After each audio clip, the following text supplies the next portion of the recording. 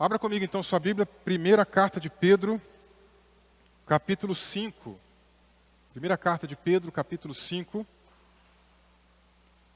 A gente vai ler a partir do versículo 5 também, a parte B do versículo 5, tá? Até o versículo de número 11. 1 Pedro, capítulo 5, versículo 5 ao 11. O tema nessa manhã é vencendo a ansiedade. Vencendo a ansiedade. Diz assim, parte B do versículo 5. Que todos se revistam de humildade no trato de uns com os outros, porque Deus resiste aos soberbos, mas dá graça aos humildes. Portanto, humilhem-se debaixo da poderosa mão de Deus, para que Ele, em tempo oportuno, os exalte. Lancem sobre Ele todas as suas ansiedades, porque Ele cuida de vocês. Sejam sóbrios e vigilantes. O inimigo de vocês, o diabo, anda em derredor, como leão que ruge, procurando alguém para devorar. Resistam-lhe, firmes na fé, certos de que os irmãos de vocês espalhados pelo mundo estão passando por sofrimentos iguais aos de vocês.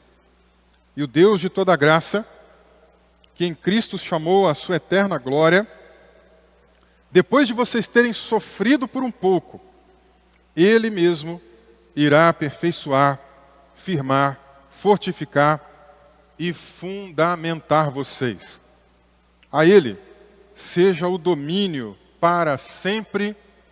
Amém. Feche os seus olhos comigo, vamos orar aqui em nome de Jesus. Senhor, obrigado, meu Deus, pela presença de todos os irmãos que estão conosco. Sabemos, ó Pai, que alguns estão doentes, outros estão em viagem. E nós oramos, ó Pai, pela vida de cada um desses irmãos e irmãs. Que o Senhor abençoe aqueles que estão presentes, aqueles que estão ausentes por algum motivo em específico, como nós mencionamos. Sabemos que alguns deles estão, inclusive, nos acompanhando na transmissão. Abençoa também a vida deles, ó Pai. Que possamos ter aqui um tempo abençoado de aprendizado, de reflexão. Mais do que reflexão, que o Teu Espírito Santo possa mexer conosco, possa nos sacudir, possa nos fazer sair da nossa zona de conforto. Que a gente possa ser desafiado a viver uma fé que exalta o Senhor, que glorifica o Senhor. Pai querido, fala conosco nessa manhã. Fala poderosamente. O Senhor sabe aquilo que a gente precisa ouvir. Por isso, ó Deus, nós te damos liberdade total. Fala com a gente aqui nesse lugar em nome de Jesus. Assim, nós oramos e nós te agradecemos no nome do Teu Filho amado, o nosso Senhor e Salvador Jesus Cristo. Amém? E amém. Glória a Deus. Como eu disse, irmãos, o tema nessa manhã é vencendo a ansiedade. Se tem uma coisa que todos nós, em algum momento da vida, às vezes passamos, é por uma situação de ansiedade. Há algumas pessoas que estão numa situação patológica, de doença, em que a ansiedade já dominou de uma maneira mais profunda e essa pessoa precisa se tratar, inclusive também com outros profissionais de saúde. Aqui, na epístola de Pedro, ele não está falando exatamente do caso patológico, do caso de doença. Pedro está falando sobre as situações do nosso dia a dia, que levam a gente a ficar angustiado, que levam a gente a ficar preocupados, que levam a gente a ficar pensando em como a gente vai resolver um turbilhão de coisas. E Pedro traz para a gente alguns conselhos de como é que nós podemos vencer essas preocupações, essas ansiedades, e levar uma vida melhor, mais tranquila, mais pacífica, com o coração mais tranquilo na presença de Deus. E é sobre isso que eu quero meditar com você nessa manhã. Texto bíblico, aqui no versículo de número 7, diz assim: lancem sobre Ele todas as suas ansiedades, porque Ele cuida de vocês. Essa semana eu voltava de São Paulo, na quarta-feira, como eu sempre conto, né?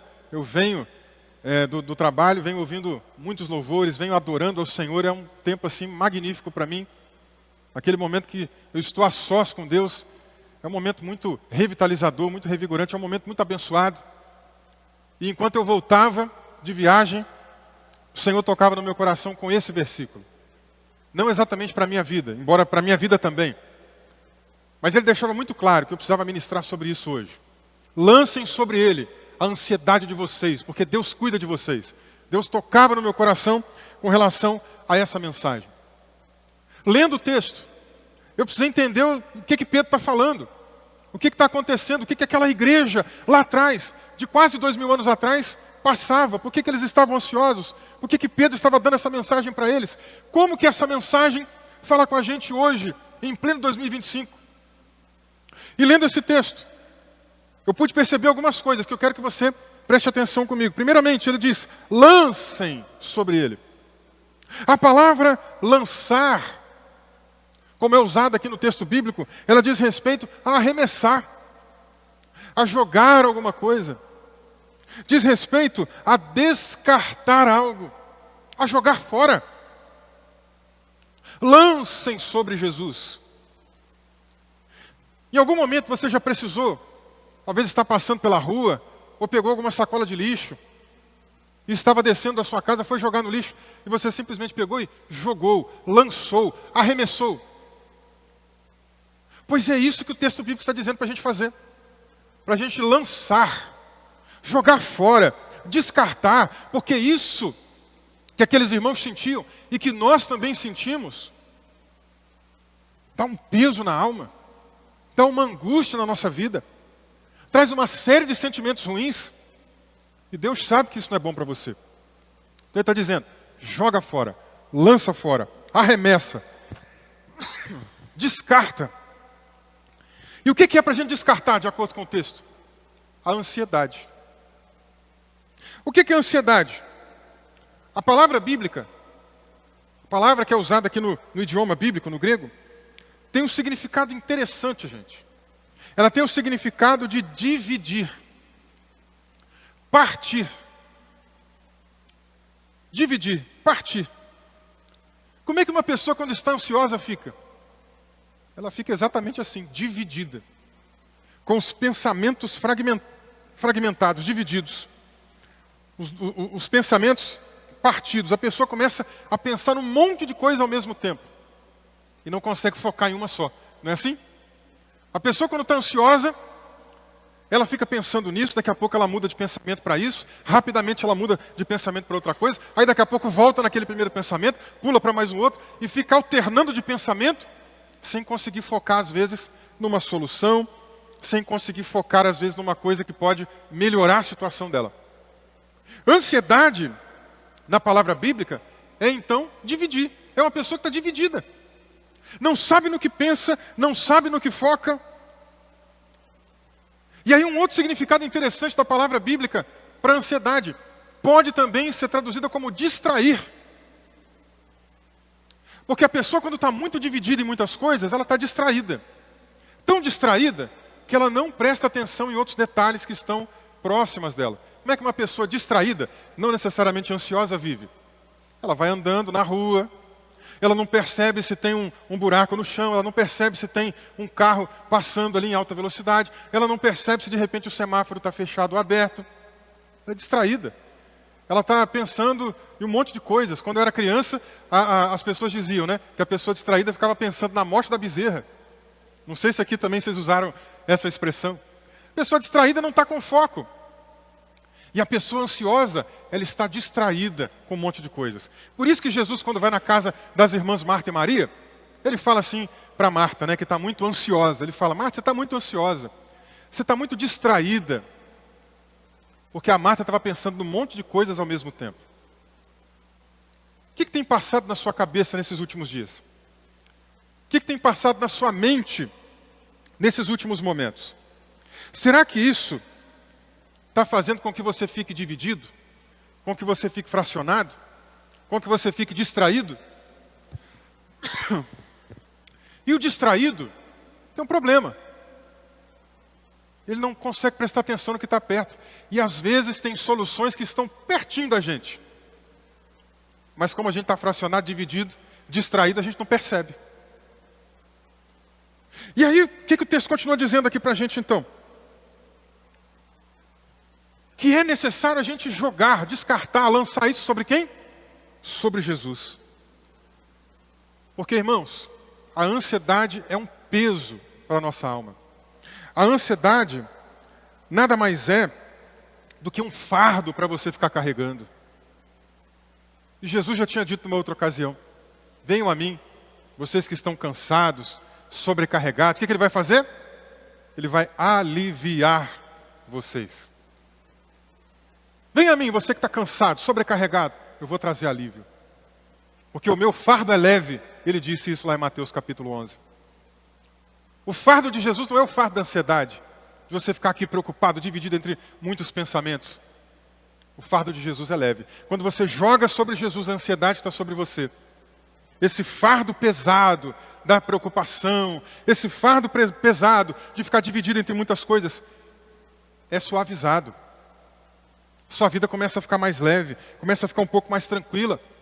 Por isso que não dá para ficar armazenando isso não, gente. Tem que jogar fora mesmo. Por isso que Jesus está usando Pedro para dizer: lance sobre ele a sua ansiedade, lance sobre ele, joga fora. Agora, o que é interessante? Lance sobre quem? Sobre Jesus. Porque tem pessoas que às vezes não entenderam isso. E estão lançando a ansiedade, estão lançando a preocupação. Aí a pessoa às vezes está com raiva, a pessoa às vezes está estressada, nervosa. E ela, ao invés de lançar sobre Jesus a ansiedade, ela joga sobre o cônjuge, sobre os filhos, sobre o vizinho, sobre o cachorro, sobre o gato, joga sobre alguém no trânsito, joga sobre outra pessoa que ela vê por aí afora. Ou seja, ela desconta a ansiedade que está sobre ela em outras pessoas. Mas o texto está ensinando para a gente: joga sobre Jesus. Tem gente que às vezes não joga a ansiedade em outras pessoas, não. Tem gente que às vezes joga a ansiedade em outras coisas. Eu tenho um irmão, tenho dois irmãos. Meu irmão do meio, quando a gente era mais jovem, garoto, né, criança ainda, a gente jogava videogame juntos. E ele era muito nervoso. E às vezes ele perdia no jogo, ele ficava tão bravo que ele pegava o controle do videogame e jogava no chão. A minha mãe precisava brigar com ele, né, orientar que isso era errado. Tem pessoas que às vezes estão tão irritadas, tão ansiosas, que ela quer jogar a ansiedade dela sobre um objeto. Ela pega alguma coisa, taca na parede, ela pega alguma coisa e quebra. Tem pessoa que está tão ansiosa que às vezes ela não desconta em alguém, não desconta em algo, em um objeto, talvez ela desconte em um vício. Ela come mais do que deve, ela bebe mais do que deve. Tem gente que vai usar droga, tem gente que vai usar bebida alcoólica. E a gente tem que tomar cuidado. Não lança a sua ansiedade sobre a comida, não lança a sua ansiedade sobre algum outro tipo de vício, lança a sua ansiedade sobre Jesus, porque Ele pode tranquilizar a tua alma. No Salmo 23, irmãos, é mencionado que Jesus é o bom pastor. Embora não diga ali Jesus, né? Fala o Senhor, mas é Jesus, é o nosso Senhor. Jesus Cristo é o nosso bom pastor, de acordo com o Evangelho. E o que diz ali a Bíblia? Que Ele nos leva a águas tranquilas. Por que disso, irmão? Já parou para pensar algum dia? Por que o Salmo 23 diz isso? Que o Senhor nos leva a águas tranquilas?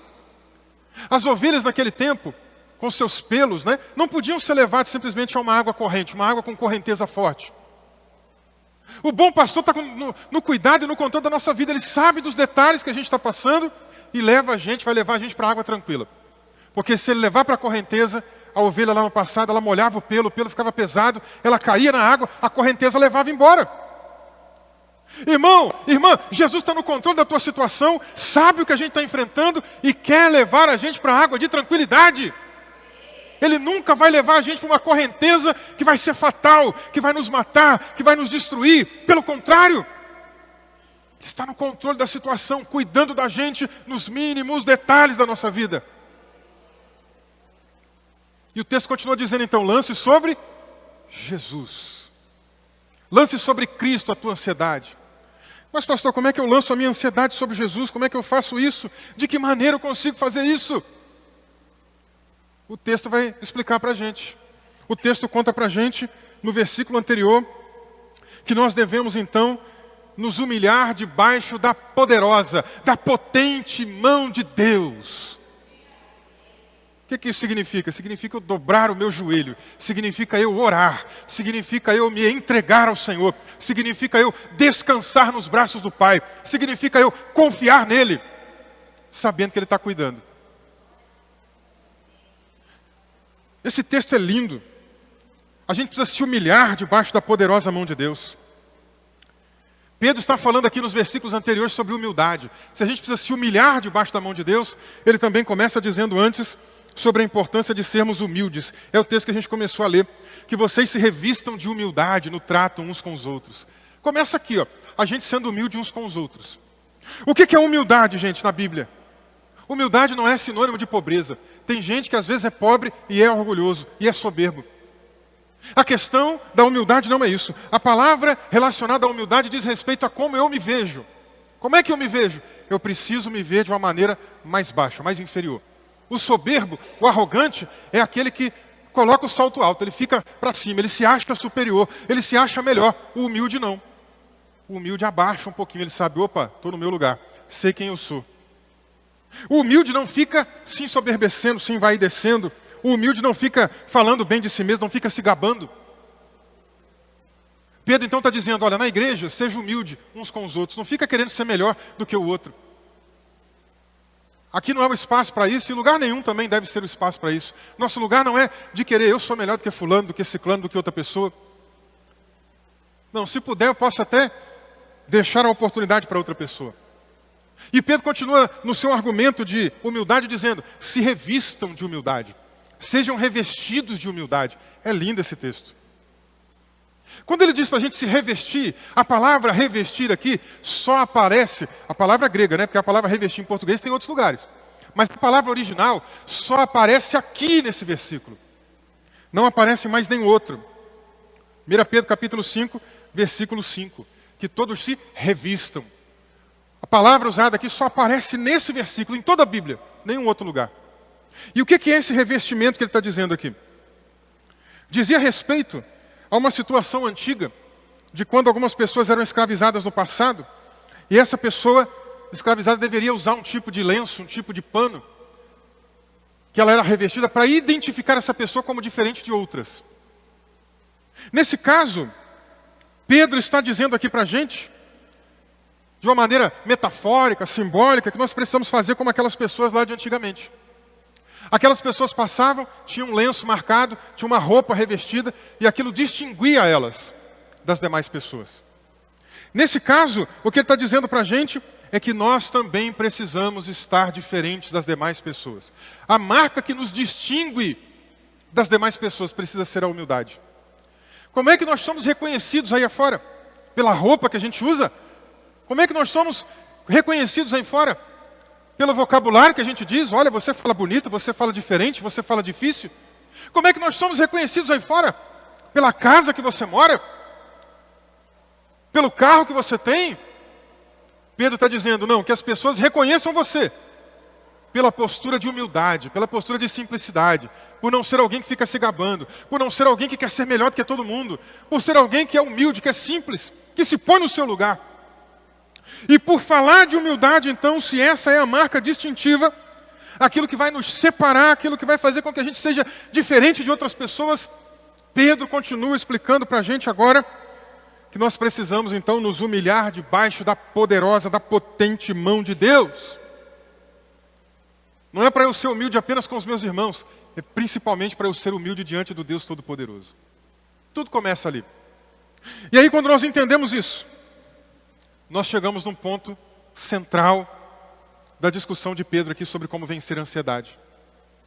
E o ponto central agora diz respeito ao modo como Deus cuida daqueles que se humilham, daqueles que são humildes. Pedro lembra o Provérbio capítulo 3, versículo 34, e ele cita aqui, porque Deus dá graça aos humildes, mas resiste aos soberbos. Se você lê esse texto aí na sua Bíblia, e ler lá em Provérbios mesmo, né, e abrir lá, talvez vai estar um pouquinho diferente. Porque Pedro não está citando esse versículo na versão hebraica, ele está citando esse versículo na tradução grega. Existe uma versão bíblica, né, que foi traduzida ali um pouco antes da vinda de Jesus, mais ou menos uns 300, 200 anos antes de Cristo, chamada de Septuaginta, ou seja, a versão dos 70. Eram 70 anciãos, 70 homens do povo de Israel que fizeram essa tradução do hebraico para o grego. Septuaginta. Agora, na versão em hebraico, a gente tem aqui a mesma ideia de fazer uma antítese, né, de colocar duas ideias em oposição. E no hebraico a gente tem ali a ideia trazendo os escarnecedores e os mansos, né? Deus se opõe aos escarnecedores, mas dá graça aos mansos, aos humildes, né, nesse caso também. E essa tradução para o grego, essa tradução para a Septuaginta, colocou do jeito que a gente leu aqui em Pedro. Deus dá graça aos humildes. Para os humildes, ele dá graça. Para os humildes, ele abençoa. Mas para quem é soberbo, não, esse aí Deus resiste. Esse aí Deus se opõe. Esse aí Deus não abençoa. Qual é a sua postura? De uma pessoa humilde, que se submete à vontade de Deus? Ou alguém soberbo? O soberbo é aquela pessoa que acredita que não precisa de ninguém. O soberbo é aquela pessoa que acha que é autossuficiente. Sozinho eu consigo. Deixa comigo. Deixa que eu faço.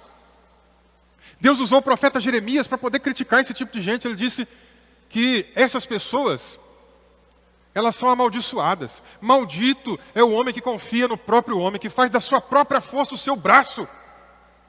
É o autossuficiente, confia em si mesmo. Ele pensa assim, eu sei fazer, eu sou inteligente, eu tenho tal profissão, eu tenho tal condição, eu tenho dinheiro no banco, eu tenho tal coisa, eu tenho nome, eu tenho isso, eu tenho aquilo. Só que quem confia em si mesmo está perdido. Lá no livro do profeta Jeremias, essa pessoa é comparada com uma tamargueira, uma árvore baixinha, um arbusto, no meio do deserto. Nem fruto dá. Ou seja, a pessoa que é soberba, autossuficiente, que acredita que não precisa de ninguém, como é que vai ficar o fim dela? Sozinha, não precisa de ninguém. O dia que ela precisar de alguém, como é que ela está? Sozinha, não tem ninguém para acudir, para ajudar, para apoiar, para estender a mão. Mas Deus menciona também em Jeremias, bendito é o homem, bendita é a mulher, que confia em quem? No Senhor. E essa pessoa que confia em Deus, o texto continua dizendo, vai ser como uma árvore, não a tamargueira no deserto. Vai ser como uma árvore plantada junto ao ribeiro de água. Ali ela vai ser abençoada, ali ela vai receber tudo que ela precisa. Como é que tem sido aí a sua confiança? Você tem confiado em Deus? Você tem esperado em Deus? Você tem colocado a sua vida nas mãos do Senhor? Você tem depositado a sua confiança no Senhor? Ou de vez em quando você fala assim, deixa que eu sei, deixa que eu sou mais esperto, deixa que eu sei mais das coisas. O caminho é a humildade. Lancem, joguem, arremessem, descartem sobre Jesus a ansiedade de vocês. Não é sobre o marido, a esposa, o filho, a filha, o pai, a mãe, o vizinho, o gato, o cachorro. Não! Não é sobre o objeto. Não é algum vício. Não, lance sobre Jesus. Como eu lanço sobre Jesus? Primeiramente sendo humilde. Me humilhando. E o texto continua ensinando para a gente. Portanto, versículo 6. Portanto, humilhem-se debaixo da poderosa mão de Deus. Debaixo da poderosa mão de Deus. Essa linguagem é muito conhecida na Bíblia. Pedro pregava para uma comunidade de crentes em que a maioria deles veio do judaísmo. O pessoal estava muito habituado com o que a gente chama de Antigo Testamento, gente. Quando ele fala aqui da mão poderosa de Deus, ele está falando de um atributo que você já ouviu, que você conhece, que chama onipotência. Significa dizer o quê? Que Deus é todo poderoso. Tem alguma coisa que Deus não pode fazer? Ele só não pode fazer o que é contrário à sua natureza perfeita. Ele não pode pecar, ele não pode mentir, ele não pode enganar, ele não pode tentar alguém, não pode induzir alguém ao pecado, né? Isso ele não pode. Mas tem alguma coisa que Deus é incapaz de fazer? Não existe. Ele pode fazer tudo. Ele é todo poderoso. Aliás, eu gosto de quando Paulo diz assim, ó, ele é poderoso para fazer infinitamente mais do que pedirmos ou pensarmos. Quando Paulo diz isso é lindo, né? Ele é poderoso para fazer o quê? Infinitamente mais. Bom, aqui já tem um exagero da linguagem, né? Infinitamente mais. Não é nem o que você pensou, é muito mais, é infinito em relação a isso. Não tem nem como a gente medir o que você pensou. E Deus pode fazer infinitamente mais do que você pedir ou do que você pensar. Você já pensou alguma coisa aí? Você tem pensado alguma coisa? A ansiedade não lida muito com o pensamento? A mente não fica um turbilhão de coisas? Não vê um monte de coisa ao mesmo tempo na mente? O que você tem pensado? O que tem passado na sua mente? Pois Deus pode fazer infinitamente mais do que você tem pensado. O que você tem pedido? O que você tem orado? O que você tem clamado? O que você tem colocado nas mãos do Senhor? Pois Deus também pode fazer infinitamente mais do que você tem pedido, orado, clamado. Ele pode. A questão é que Ele não faz do jeito que a gente quer e nem no tempo que a gente quer. E a gente tem que aprender a lidar com isso. E isso é humildade. Porque o soberbo, ele quer dar ordem. O soberbo não se submete. O soberbo quer exigir.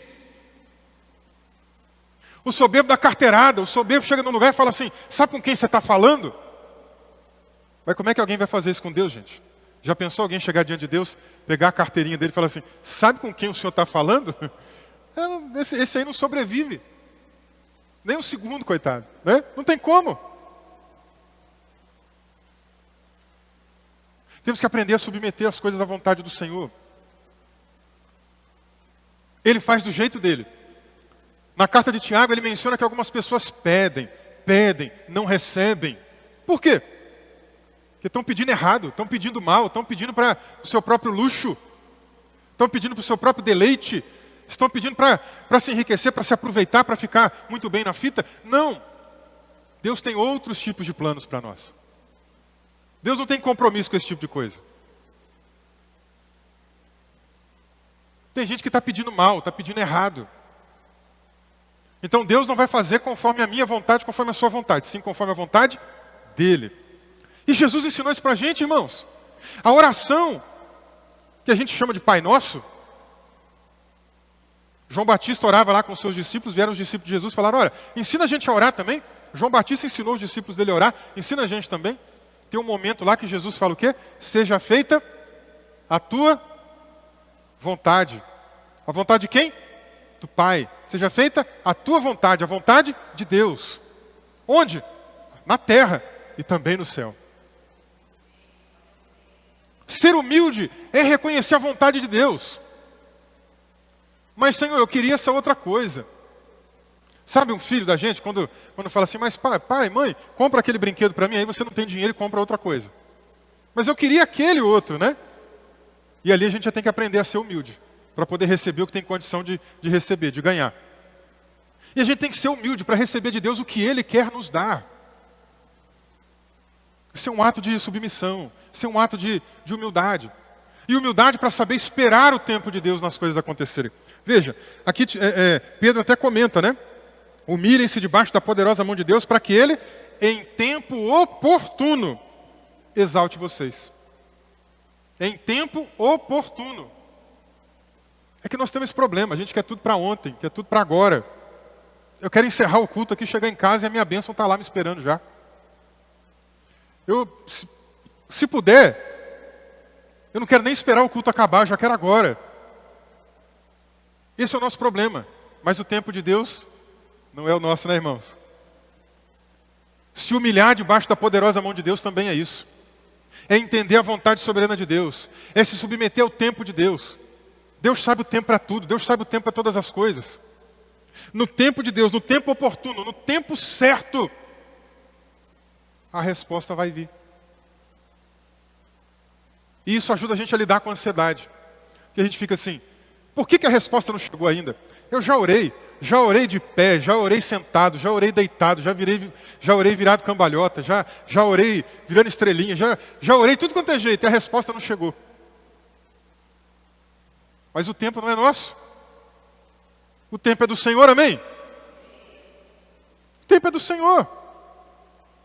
Isaac, filho de Abraão, se casou, queria ter filho. A esposa era estéril. O texto bíblico conta pra gente que eles ficaram orando. Não foi 2 dias. E esse é o nosso problema. A gente quer orar e quer receber a bênção daqui a 2 dias. Ou menos. Eles oraram, não foi 2 meses. Eles oraram, não foram 2 anos. Eles oraram 20 anos. E 20 anos depois, a esposa ficou grávida. Pai de João Batista, aquele profeta que veio preparar o caminho do Senhor. Zacarias, o nome dele. Não temos muitas informações sobre a vida dele. A história bíblica já começa a contar sobre esse homem já na sua velhice. Não sei quantos anos ele tinha. Vamos chutar uns 60, 70 anos? Porque velhice para a gente hoje é uma coisa, velhice para aquela época era outra, tá? Vamos chutar uns 60, 70 anos, talvez? E imagine ele, jovem. Naquela época o pessoal casava cedo, né? Com 18 anos, 15 anos. Imagine ele, casando. Apaixonado pela esposa. Vamos ter um filho? Vamos. Sonhando com um filho. E o filho não vem. E não acontece. Eles oram, eles pedem. Talvez eles até leram a Torá, né? O Antigo Testamento, o Pentateuco, o livro de Gênesis. Talvez até leram ali o testemunho de Isaac. 20 anos eles oraram. Quem sabe Deus também não vai fazer o milagre na nossa vida. E devem ter se passado aí 10 anos, 20 anos. E nada. A esperança já tinha até ido embora. Falou, bom, fazer o quê, né? Vou me humilhar diante da vontade de Deus. Se Deus não quer nos dar um filho, então que assim seja. E ele já tinha até esquecido da oração. Já tinha até se esquecido que tinha pedido a Deus para ter um filho. Já estava acomodado na situação agora da sua velhice de não ter filho. Para ele estava tudo tranquilo, estava resolvido. E um belo dia esse homem no seu ofício sacerdotal entra no templo para poder fazer o seu trabalho. E de repente um anjo aparece para ele, irmãos. E o anjo dá um recado para ele, dizendo assim, ó, Deus ouviu a sua oração. Eu fico pensando assim, se fosse comigo, talvez eu perguntaria, qual delas? São tantas, não é? Qual delas? Qual oração o Senhor ouviu?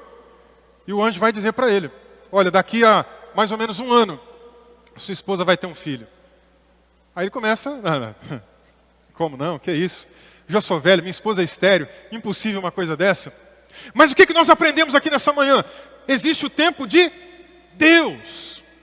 Zacarias orou, clamou, esperou. A coisa não aconteceu no tempo humano de Zacarias e nem da sua esposa Isabel. Mas um belo dia, tantos anos depois, a mensagem chegou. Deus ouviu sua oração. Não quer dizer que Deus ouviu a oração dele anos depois. Deus já tinha ouvido lá atrás. Mas agora é o momento da bênção ser concretizada. O problema é que a gente quer as coisas para ontem, para já, para agora. Mas o tempo de Deus é diferente do nosso tempo. Então nós precisamos aprender a nos humilhar debaixo da poderosa mão de Deus. Para que no tempo dele, não no meu, não no seu, no tempo dele, nós possamos ser exaltados. No tempo dele. E como eu disse, essa linguagem ela é muito conhecida aqui na Bíblia. Humilhem-se debaixo da poderosa mão de Deus. O que é a poderosa mão de Deus? Eu já disse aqui, é a mão toda poderosa. É o Deus onipotente que pode fazer tudo. Acabamos de falar aqui, ó, de pessoas que eram estéreis e Deus abriu a madre na velhice, na impossibilidade. Deus continua fazendo impossíveis, irmãos. Deus não mudou. Deus continua sendo todo poderoso. Quando ele diz então, se humilhem debaixo da poderosa mão de Deus. Dobrem o joelho, orem. Esperem no tempo do Senhor. Creiam no milagre, porque Ele continua sendo todo-poderoso. Como eu disse, essa linguagem é conhecida. O público que está ouvindo ali a carta, né, que alguém estava lendo para a comunidade. O público que estava lendo essa carta conhecia essa linguagem da mão poderosa de Deus. Êxodo capítulo 3, versículo 19. Eu sei, porém, que o rei do Egito não os deixará ir se não for obrigado por mão forte. Deus está falando com Moisés. Moisés, vai lá libertar o povo. Moisés, eu vou te usar. Moisés, eu te escolhi. Moisés, eu te levantei. Vai lá para libertar o povo das mãos do faraó. Vai lá. Mas não desanima não, porque quando você chegar lá, o faraó vai resistir. Quando você chegar lá, o faraó não vai deixar. Quando você chegar lá, o faraó vai tentar impedir. Quando você chegar lá, o faraó vai se mostrar uma barreira intransponível. Quando chegar lá, você vai ficar diante da impossibilidade. Mas eu sei, Deus está dizendo para Moisés, presta atenção, vou ler de novo. Eu sei que o rei do Egito não deixará vocês irem embora se não for obrigado por mão forte, por mão poderosa. E não foi por mão forte que o milagre aconteceu? Não foi pela onipotência que a coisa surgiu? O povo saiu do Egito, foi passando pelo deserto, chegou diante do Mar Vermelho, gente. O povo viu a impossibilidade, começou a dizer, Moisés, você trouxe a gente para morrer aqui? Lá no Egito não tinha lugar para a gente ser sepultado, não tinha túmulo, não tinha nada. Você trouxe a gente para morrer no deserto? Trouxe a gente para morrer aqui na beira do mar, na beira da praia?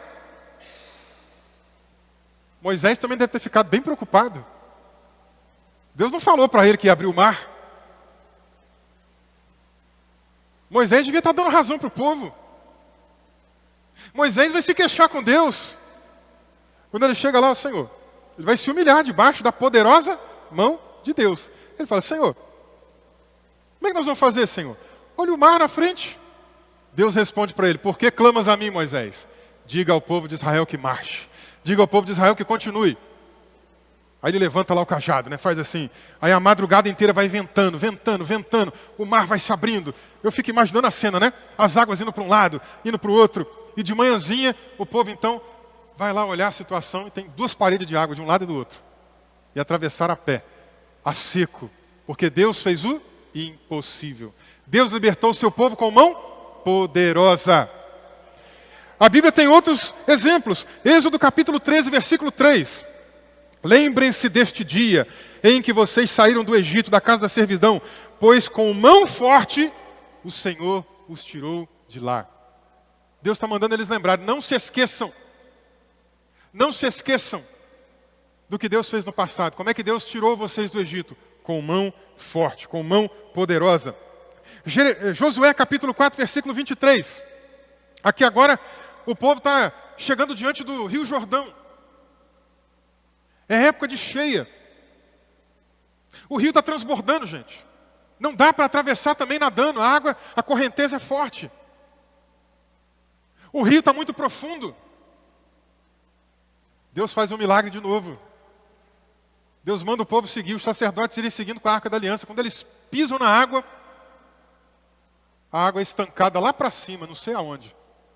E o rio vai secando, secando, secando. E o povo consegue atravessar o rio a seco, a pé.